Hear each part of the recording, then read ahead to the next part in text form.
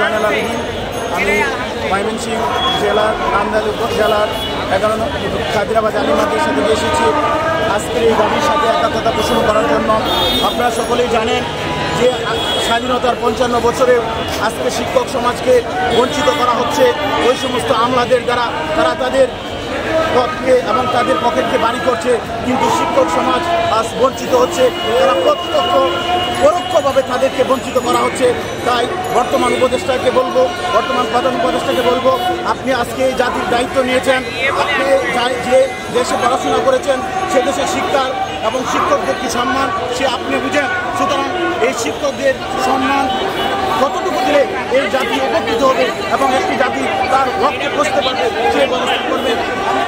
Napoleon বলেছিল, তুমি যদি আমাকে একটি শিক্ষিত জাতি দাও তাহলে আমি তোমাকে পৃথিবীর সবচেয়ে উপরে নিয়ে যাব। কারণ শিক্ষিত জাতি এই জাতি গঠন এবং পৃথিবীর সাথে তাল মিলিয়ে চলার ক্ষেত্রে শিক্ষার বিকল্প নাই।